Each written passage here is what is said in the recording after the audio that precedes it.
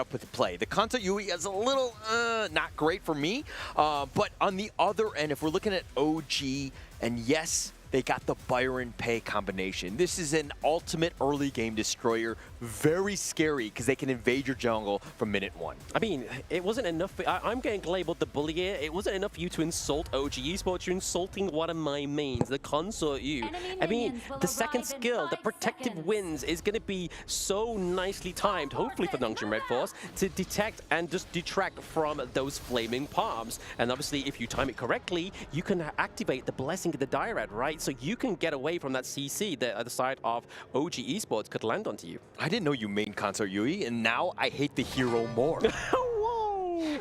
So, yeah, hello? Is this Holler's parents? Yeah, he's being mean right now. Apparently our dad is right next to us, by the way. But okay, I mean, just starting off this game, I think it's going to be key, right? Nongshim do a great job of just like funneling that farm into Haku because they know that his Ogren is really next level. I mean, they have to. I mean, Ogren needs to get online a little bit earlier, right? He needs the itemization. He needs the Light of the Blazing Cape, the Eye of the Phoenix as well to really sustain into these team fights. But I mean, to the props of Nongshim RedForce, Hugh1 here is going to give over that sustain in the early game that he lacks so far. Yeah, and look, I mean, if we're looking at the top lane, Faye is already being super aggressive.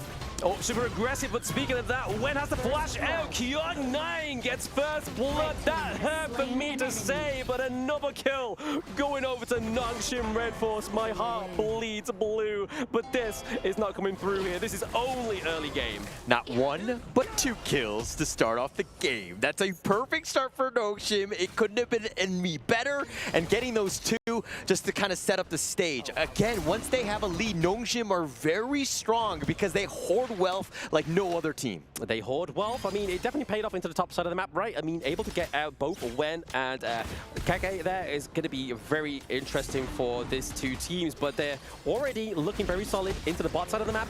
We see the Arn is chunking those oak bolts as well. He's got to be careful. Yeah, he does need to be careful indeed. I mean, he's just going to be by himself. An and Muchen, you know, they'll just like kind of push him away, but it's all about everyone else. Right now, it's about Haku, and they're waiting in the wings. Who's going to step out? Yeah, I mean, that looks scary, right? You've got like 3 in one side, and then you had Kyung9 on the other. It's kind of like, do they just come in like a mosh pit just to take down Wen? I mean, did it take 4 people to take down 1 OG? It seems that way. So OG already looking strong. Already, it seems like Nongshim is paying that respect to OG Esports. Yeah, I mean, look, this is why Kyung9 is so good on the Sun Tzu. The fact that, like, he might not be the greatest laner, and definitely, you know, one-on-one with the Byron, he's going to struggle. But getting that combination, once they start to group, Kyung9 is really next level with his boats. Yeah, I mean, set sail just gives you great pressure across the gorge, right? Like, I mean, that's definitely something you really want if you are Nongshim RedForce. I mean, you're really heavily reliant on that teleport for Keke on the side of OG, so they've got to be careful. Yeah, definitely. So, I mean, look, Siri all by himself at this point. I mean, just kind of on, just he'll duel with this one. I think that he will struggle. Consort Yui doesn't have the greatest time against Loom in that in the laning phase. Yeah, I mean, for now, she's definitely obviously putting the pressure onto Arn into the bot side of the map, which is obviously 1v1 here. We might get a payback. Obviously, we do see the protective winds come through. Faye is here to bring some help, but it's not enough. We see Arn get the takedown onto Siri. Pow! All right, okay. First off, the pow, that's not what dragon sounds make. He killed him with the infinite vastness of all things, but they find DAO. They find DAO looking pretty low. He's running into the Runga T1 there. I mean, he has to kind of try and bounce off this wall. He's able to. Haku does use this path of passing to try and close that gap between these 2. And this is why DAO is so scary on the Faye. Oh, Illusion. Illusion looking pretty low. They get the passive off of Illusion. Faye gets knocked up into the air, takes a little bit of the damage, doesn't yet have his passive ultimate, but down goes Muchen, unfortunately. Siri goes pow and knocks out Muchen, huh? That's the way it's supposed to be. Oh, bolts don't sound like pow pow. Touche, my friend, touche. But if we're looking at the gold, obviously still not, OG Esports is taking that part. So with the like of the pay, they're looking to make sure and maintain that lead for the side of OG. Getting the Tyrant means that they're going to have a little bit of a leeway here with the damage. But right now, a lot of control being thrown about the gorge. I mean, the biggest thing about OG's lineup is that it's all about tempo, pace, early game lead, and you're just seeing the strength of it through A.G.A.L. Being able to pick that Tyrant up, very huge for them. I mean, but the net worth, I mean, Nongshim doing such a great job of farming themselves, especially since they got those earlier kills. Yeah, the earlier kills, exactly. They definitely set them up. Obviously, First Blood having that little boot of extra boost bonus, but CDK here, log in Python to get some free stuff. And speaking of free stuff, we're looking at taking some of these minions down here just to get a little bit more gold over to the side of OG Esports. But right now, in terms of the level differences in the jungle, it is pretty much a non-existent. In terms of the gold lead, currently Haku about 100 gold ahead, so it's a coin flip at this point. It's a coin flip, but here's the thing. Pay will fall off. You know, Ogren will strive in that late game. Assuming that this continues on, this is in favor of Nongshim RedForce, especially in the late game. We're talking about late game. We've got on Lung. That is a late game ticket that we've already seen once today. So those Flaming Palms are only going to get a little bit hotter as they come through. And 600 gold into the farm lane is definitely something they want to keep an eye on if you are Nongshim RedForce. Yeah, absolutely true. I mean, that is definitely a problem. And A.G.A.L. not able to stop the boat that is Kyung9. He definitely maneuvers around, stays alive. Yeah, that just reminds me of like a dog chasing a car, right? Like, what's it doing? Like, why are you doing that? It's like, A.G.A.L, just chill, bro. Just focus. Let's get this dub onto the board for the side of OG Esports. But right now, obviously, kills are going over to the favor of Nongshim right now. Haku, Faye here into the mid lane, right? The wind being used here. We do see the Conductor Souls being committed. We do actually get the takedown of the Overlord for the side of OG Esports. Oh, Haku going aggressive. Tried to go for the pickoff, but Moochen barely out. Ooh, almost. The Wolves My Board is going to capture A.G.A.L here, but is it going to be enough to contain the beast? Obviously, the Frigid Prison does come through. Haku getting taken down here, potentially by Keke. He comes from the back line with a pow. Yeah, that was definitely a pow. Keke just making it pay. Haku, I was like, he's a little out of position. And this is a bit of an issue with him. Dare I say weakness. Haku sometimes likes to be all the way up in front. He thinks that he's being protected, but sometimes he definitely has those blind spots on the side. Yeah, unfortunately. I mean, that's where Keke is going to be looking at, right? The blind spots from the side, the back access into the team fights as well, just catching you off guard. I mean, he's done great here to kind of freeze the wave into that T1 so that the Vanguard could come around and take this T1 into the clash lane. So yes, they lose First Blood, but we get that first turret. My, have the tables turned at this point. I mean, Nongshim were definitely leading in the first 2 or 3 minutes with those kills, but now everything is shifted, and now I'm kind of scared, dare I say. Scared? I mean, Nongshim's meant to be the greatest red, but I'm seeing Crimson buff, Crimson buff, Crimson buff for the side of OG. Okay. You know, like, I don't know why you need 3. I think you're just being greedy at this point. Greed, I mean, that's what Honor of Kings, the game resources is all about. You need to be greedy. You need to have those resources in your favor. But right now, obviously, getting the better foot in, putting the pressure onto Kyung9 up into the clash lane was the right call here for OG Esports. Yeah, but Haku looking isolated. Yeah, looking isolated right now. He just used to commit the pass in. He does get the takedown thanks to the execution there for the side of Nongshim RedForce.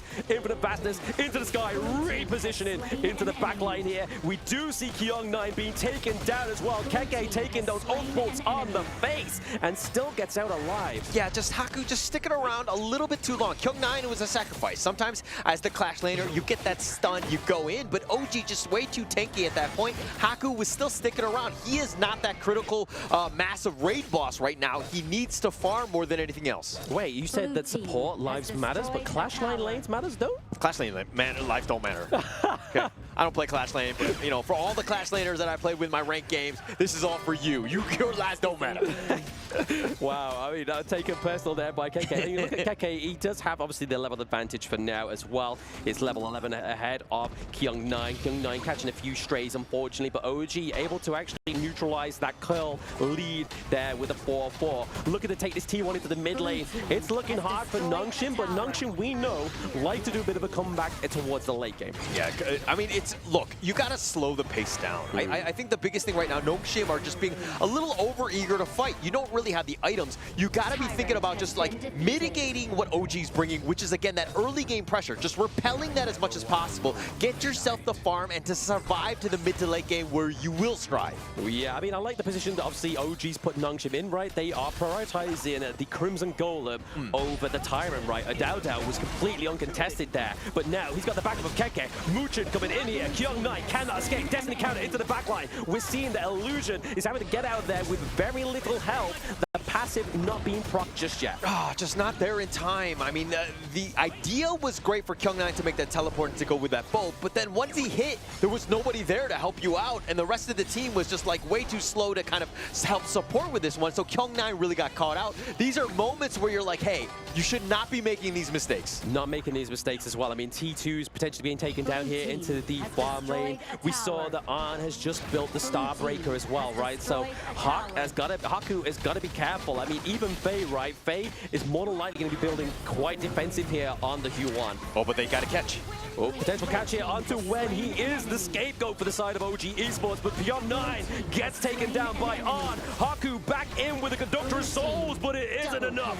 The Starbreaker comes through. I mean, they thought they had the numbers advantage. Kyung9, again, he's just, like, look, this is why Sunsa's not the greatest of heroes at times. Yeah, you have that nice little poke, but Illusion taking a lot of damage. A lot of damage from Illusion. It's forced them away from that T3. OG looking for that almost over 10-minute victory there. They are putting their print on game number 1. I don't like the fact that they're trying to take so many team fights. Nongshim needs to just, again, hold the fort, hold the line, keep those T3s alive more than anything else. Yes, you're going to be losing a lot of time, but you need the time to farm yourself. You are so far behind to take any sort of fight.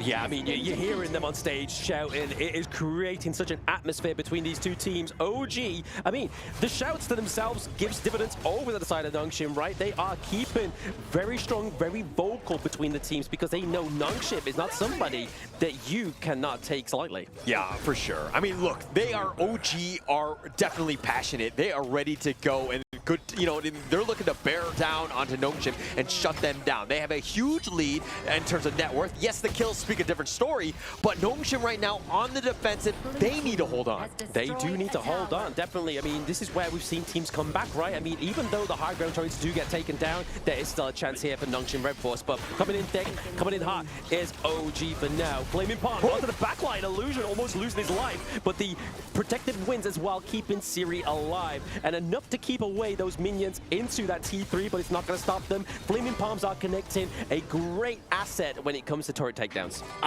Right on that one.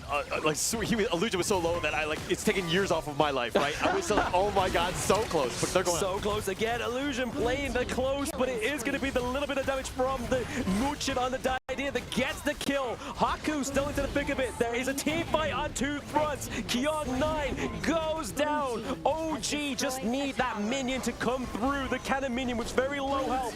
Faye, is he going to be enough to get that kill onto the minion? No! Game number 1 goes to OG, baby. Well played, OG. Good job. I mean, all right. I mean, well done. Yeah.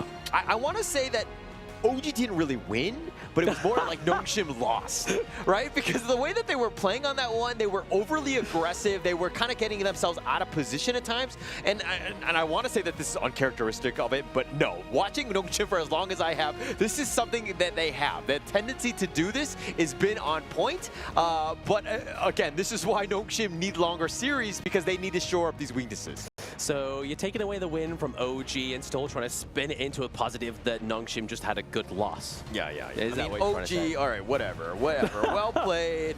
You know, I mean, it's just one game. It's a best of 3 more than anything else. We have a long way to go. We do have a long way to go. I mean, this is only the start. It has been very fiery, and as you can see from these highlights, OG Nongshim going head to head is nothing but satisfaction for me.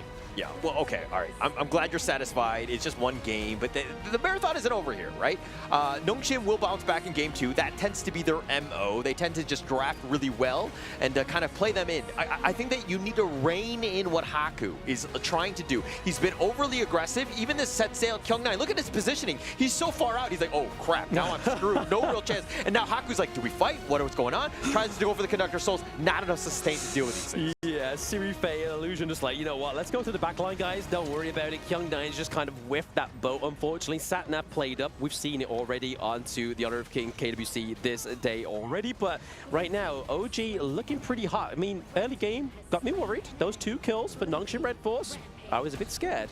I almost went into the fetal position, but I didn't. I kept the dream alive, and Dream OG is the reason why. If they got one more kill, would you have gone in the fetal position then?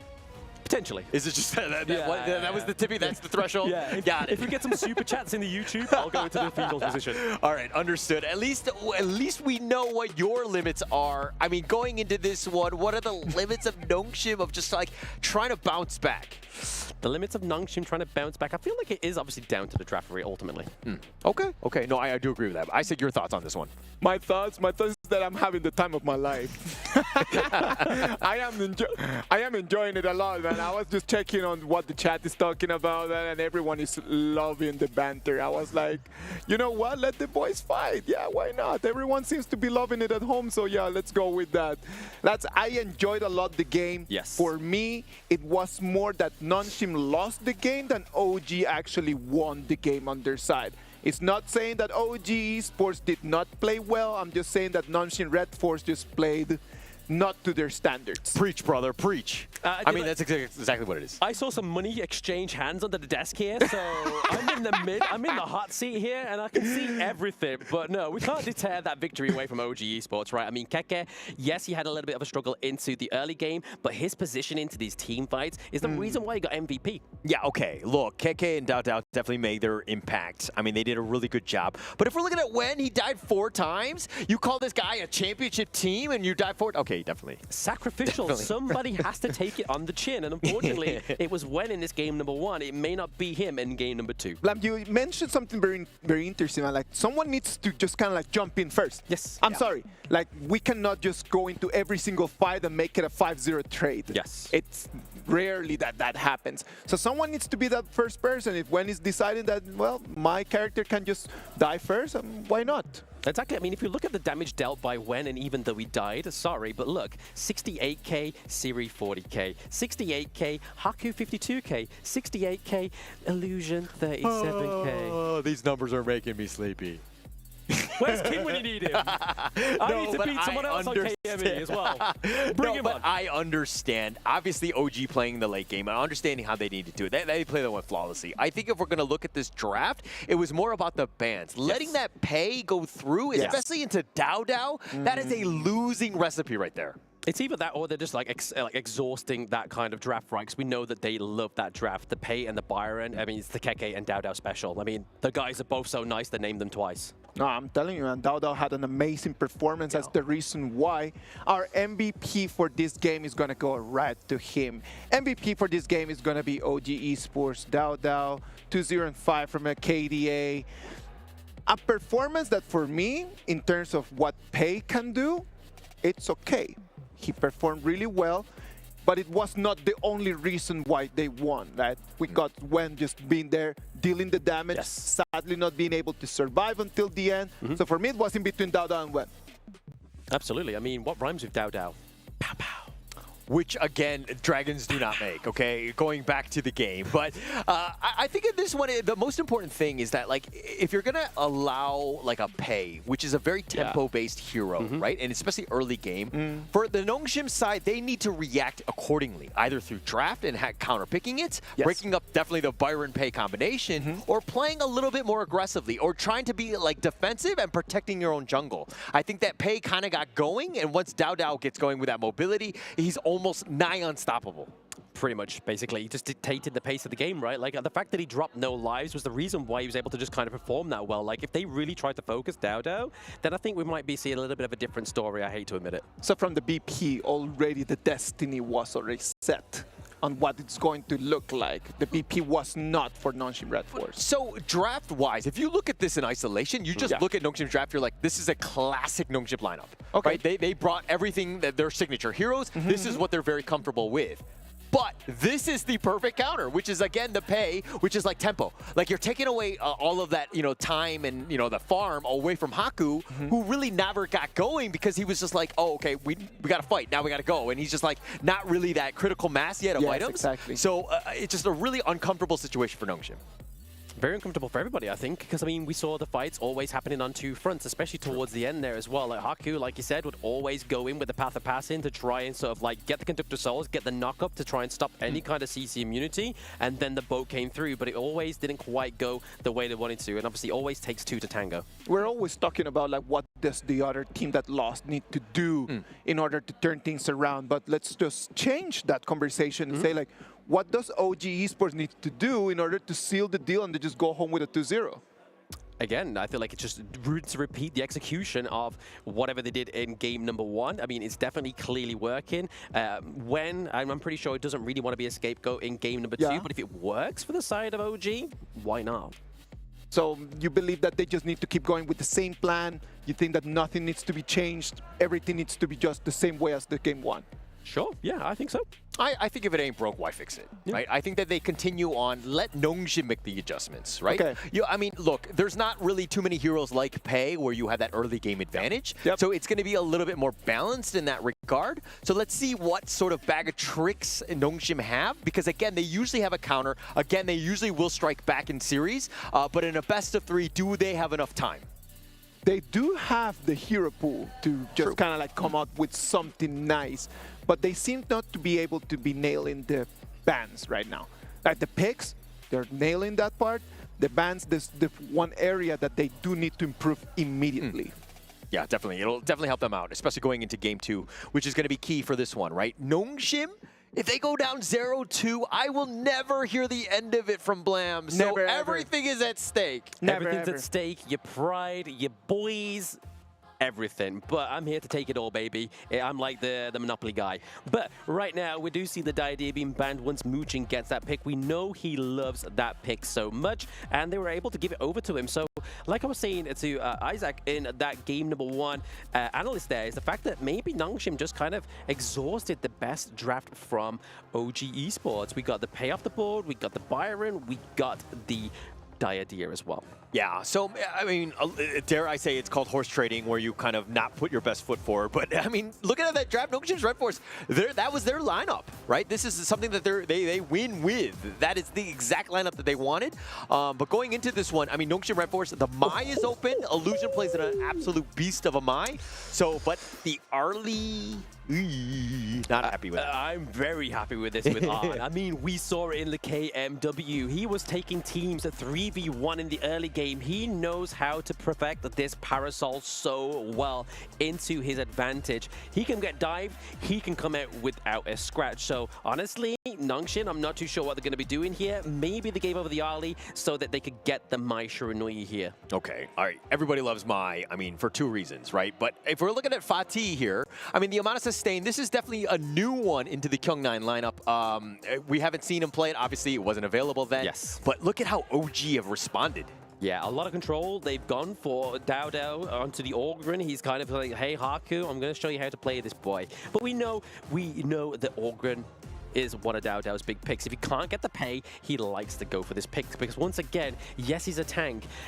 Yes, you're kind of making that the enemy team have to try and pounce on you, try and run you down in the other game, so you aren't able to kind of build those defensive items that the Ogryn needs. But to counter, obviously, in terms of fast-pacedness and in terms of farming, in terms of turret takedowns, we're getting the Gudo here as well. Yeah, this is the Haku special for him. I mean, they've been looking at this as a Ogryn counter pick. Yes.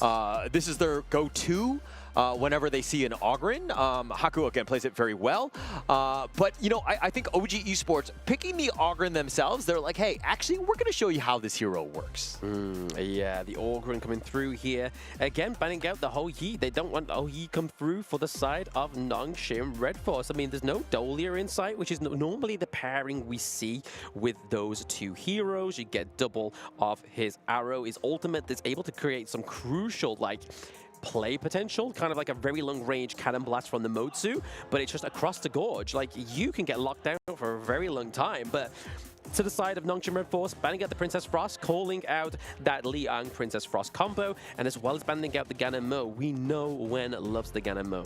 Yeah, definitely loves the Ganon Mo right here. But, I mean, if we're looking at the rest of lineup from Nongshim RedForce, you have the Agudo and you have the Fatih. A lot of heals, right? So a lot of heals. They're trying to be like, hey, OG, if you want to sustain fights, cool. We've got the counter or our own healing, our own sustain to kind of deal with this. Obviously, the Mai is kind of like definitely not a really good sustaining hero, but if he's able to survive, kind of make his rounds, and repeat and rinse and repeat with some of the skills, I think that he's going to have a good time, but he needs to stay alive. Ooh, the Suya here coming for the first time within the Honor of Kings World Championship.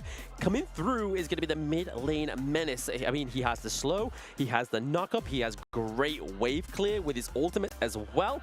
And then we're giving Keke the Mai Yin. So Mai Yin going up against Vati. Some cases between teams, we've seen it go into Mai Yin's favor. And other teams, when they've been able to perfect the Vati, it goes into their favor. I mean, that potential. Keke is always, you know, super dangerous. Understanding where he is at all points is going to be key for them. And going into the matchup against Fatih, you know, look, Mai Yin is still going to make some serious waves when those team fights happen. But Faye getting this Zhang Fei here, I mean, names rhyme. They do the crime, so maybe this might be Nongshim's way in, but they do have a lot of bursts, right? They have a lot of bursts from the Mai Shirunui. Chano is their late game sort of ticket into it as well. They gotta be careful. Yeah, a lot of opportunity for this one. I think if we're going into and just looking at the drafts alone, I think that they're both pretty solid. I'm not going to give any of the two teams a bit of an edge. All right, boys, all picks are in, and the only thing left to do, let the battle begin. Let's go. I mean, already from observation, we see that the new Suya skins come through as well. I really love this skin. This epic skin, considering it's an epic skin, has a lot of detail to it as well. The fisherman skin for the old man. Yeah, I mean, typical, right? But, you know, he's on the, you know, he's just like, look, they're focusing a lot. Look at how they're trying to give DAO the space to just steal. Like, they've grouped up as 4. They grouped up as 4. DAO was able to get, obviously, those Raptors as well. So already taking away the ball camps for the side of Nongshim RedForce. He's already trying to gain and amass a little bit more resources than he would normally get to his own jungle. But right now, Arn's got to be careful. Keke goes in with the whatevers, but it's onto Faye. He can chunk that for now. Yeah, I mean, really not much was gained on that one. I think Nongshim came out worse for wear. They took a little bit more damage. Illusion tried to get in, but he didn't really hit his skills. But they're going to stick around. And I mean, they're trying to be aggressive and take the fight to OG. Oh yes, again, there it is, the whatever's the knockup, the first blood going over to Keke here, so getting the kill onto Faye is going to be a little bit of a different story here for OG Esports. I hope it's the same script as game 1, because like, oh, God, we'll give you the first blood, but then we turn it around and like OG did. I think Nongshim are going to use that one, no? Yeah, I missed the perfect time to go to Pow Pow, because I mean, yes, fists don't go Pow Pow, but in comic books, okay, they do go Pow Pow. Wait, what level are we at, right? But when limping away, staying alive, again, I think the biggest thing is they got to get Siri going. I don't think he had the greatest game 1. Yeah, Siri, I mean, onto the late game hero like the Chano as well. He's going to be very troublesome for them as well. I mean, yes, he has the Spirit Wolves to come through and help him try and chunk out the damage onto Arn on the Arlie, but it takes good players there to try and make that work. But here it is, the Conductor Soul's being used onto Haku here, looking pretty low, able to escape into the back line is Agudo thanks to the Furball. Yeah, I mean, look, every time you hear, like, you can hear OG just yelling. Yes. It's intimidating, right? Because you know that they're going in, the call has been made, and Haku limps away, just barely surviving on that one. Yeah, barely surviving. I mean, pulling in that minion wave there is going to be troublesome for the side of Nongshim RedForce, means that Illusion at this point in the game has to stay there and just tend to the farm, right? He needs to make sure there's no priority in either of these lanes. But we're just laying on, and Siri go head-to-head down to the bot line, because both of these heroes can do that, right? They don't really need the assist from either their supports. And you're kind of seeing exactly how the Algren should be played. You want to be aggressive, but it takes a village to invade, right? And they're committing so many of the resources and people to ensure that DAO is able to get those steals, which has been great because he's taken away those buffs. He's taken away the buffs. I mean, that's what we need, right? Algren needs to make sure he's gathering the resources. Already at around about a 600 gold lead as well. We can already see that Agudo going for the attack speed boots, whilst Algren's going for the cooldown reduction as well. Just means that he's able to get those skills in and out a little bit quicker thanks to the Path of Passing. Yeah, and if we're looking at some of the heroes that were picked, even in like the ultimate battles, where you can choose whatever you want, there's no ban system, you just pick whichever, Illusion will always pick his Mai, so that you know that that's his like go-to, but in this game, we haven't really seen too much of an impact. Yes, he's been rotating, but he's not hitting those Kachusins. Not hitting the Kachusins. I mean, he is rotating, but also OG, to their respect, to put in a lot of pressure onto the Mai Shirunui into the mid lane, right? So Illusion can't kind of afford to get out of his mid lane, right? Yeah, I mean, he's been giving up his farm pretty much to Haku. He knows that he is not the win condition. If anything, he's trying to help support the outer lanes to get them going, but he hasn't really been able able to pay off. I mean, look, they don't have a single kill to their name at this point, but I mean, most of this should be revolving around Illusion's play. Yeah, Illusion definitely needs to kind of be one of the carries within this one, because Siri right now is not going to be able to do that damage, as well as obviously Kyung9 on the party just yet. But now we're getting into that 4-minute mark. We're looking to contest the Crimson. It goes over to the side of OG Esports. They are down a smite just at that vital time, though. Are they going to wait and try and go for it when that smite comes back up rather than straight away?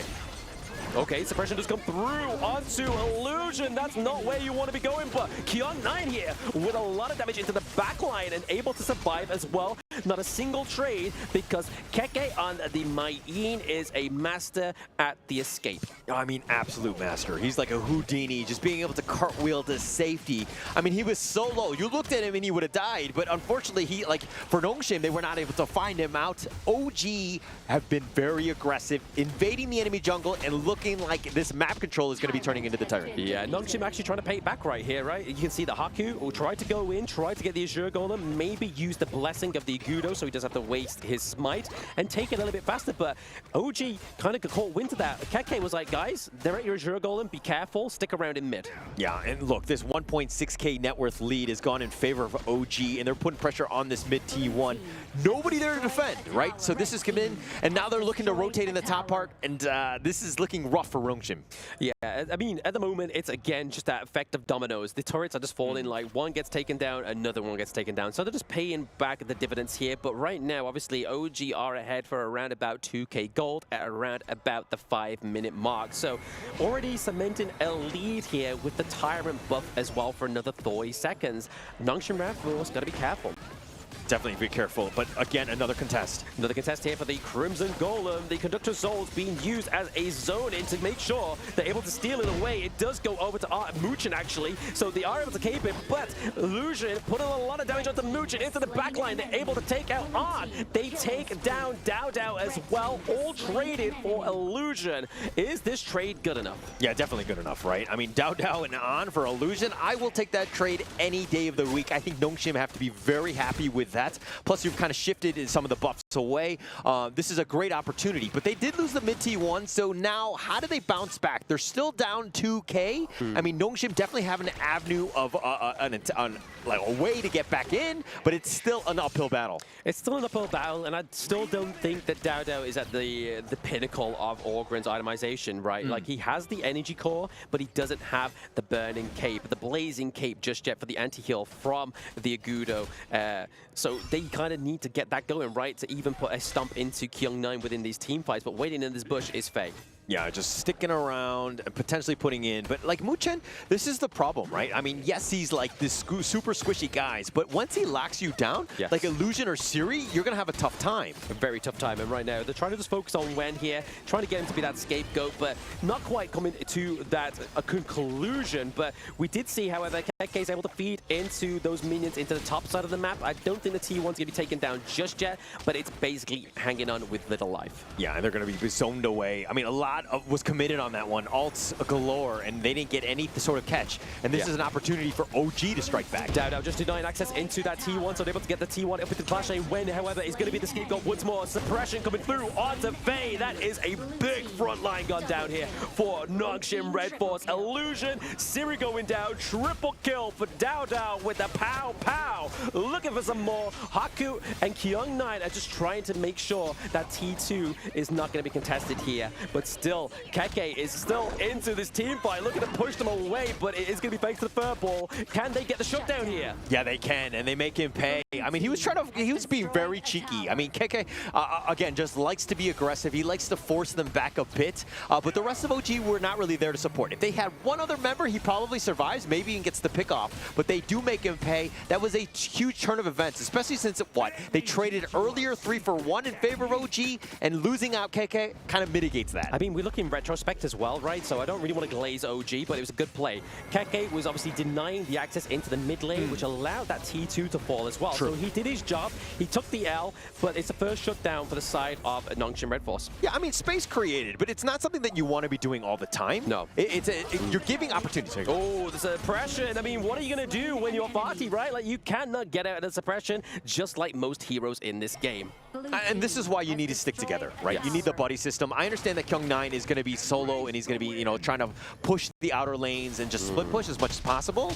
But better him than almost anyone else. I think that at the end of the day, as long as Siri's alive, you still got yourself a chance. Haku needs, again, he's getting a little outclassed by DAO as he's 2 levels behind too. Yeah, I mean, top 3 spots in the gold chart is going over to the side of OG Esports. Nongshim have to be careful. They're behind by around about 6k gold at this point. Losing another T2 is not the position they want to be in. OG looking very dominant on, building the Eternity Blade. A little bit more crit coming through here. We are seeing the Gudo Fireball being committed here. DAO just go for the critical souls to try and go into the backline, but because they get taken down, this is Nongshim coming back with the double kill. Make that a triple. 3 members down, absolutely huge for Nongshim. This is an opportunity. They were down by about 5k. It's still about 5, but this is going to open up the map, potentially taking out some towers. We'll chip into this lead. Chip into this lead. Illusion looks pretty low and does get the takedown, so Keke is able to get a trade here, and I mean, that's a lot of damage already been taken there from Nongshim, so when they thought they were going to surmise a lead, yes, they do have 3 in the mid lane. It's looking scary for them. I mean, Keke making plays, even down heroes, and he's still willing to go in, finding Illusion. I mean, yes, he's very squishy so that you have that burst, but man, what a play there by Keke. Great play, but I mean, is this going to be the comeback here for Nongshim RedForce as they're taking the Shadow Tyrant? We're at that 10-minute mark right now and already looking a little bit healthier here thanks to that neutral objective. Team fights, Siri can have the extra bit of damage. Illusion now back onto the Gorge. We have Faye here. He does have the Unbridled Outburst. They've got to be careful that they don't tape the beast. Yeah, that was actually very close. I mean, like getting on the control on the Kyung9, probably the tankier of the group. Yeah. I mean, it definitely not, as long as Illusion and Siri are not locked down, I think you're going to be happy with that. And plus he survived, which was enough. And now again, look at this net worth lead. A little bit of a shift in favor of Nongshim. I mean, obviously they're still down 3k, but they're chipping away.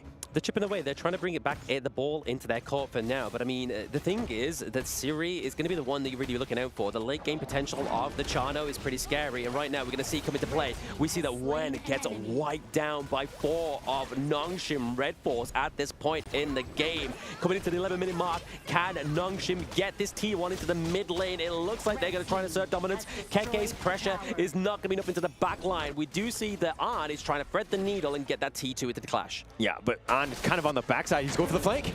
Ooh, Siri gets taken down. That is a lot of damage onto the side of OG.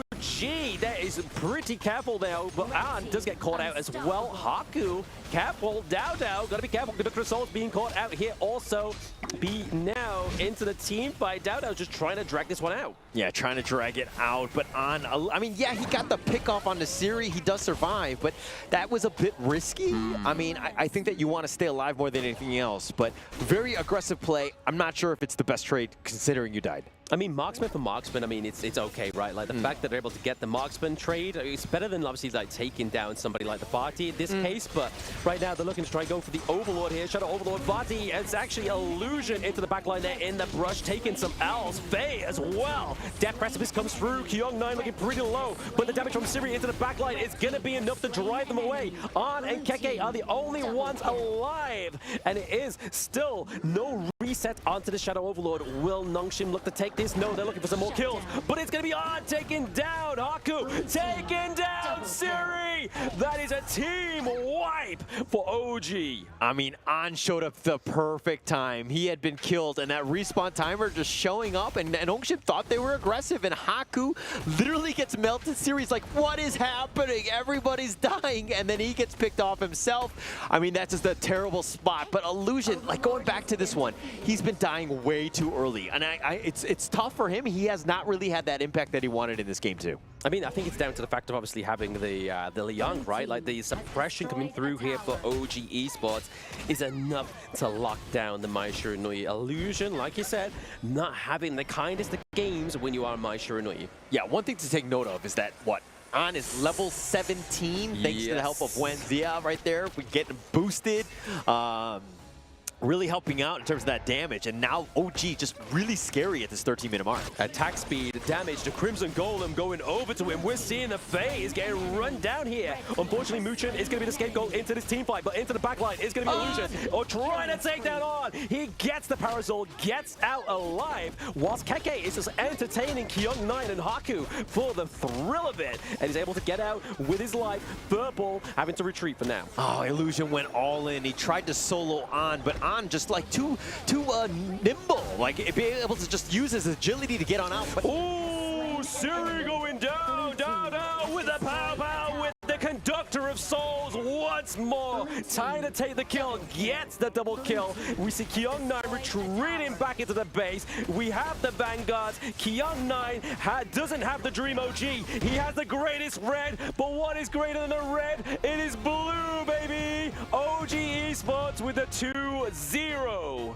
all right, really well played by OG. I mean, not much else could be said about that one. They were just steamrolling. They were fired up, good to go. And I mean, if you're looking at that game, it's tough to watch, right? If you're a Nongshim fan. For myself, part of me died, okay? I'm going to be completely honest on that one. I mean, just the way that the OG were able to dismantle everything that Nongshim was bringing at them, just really well played by OG. Production, I have a call to make. Can we get a cake that is blue so we can feed it to Hauler to change his mind? The KMW is the best. The West, proving that they're the best. Yeah, but I mean, this is still the second place team in KM West. They're not even your top dog. Not even a top dog. We're gonna see how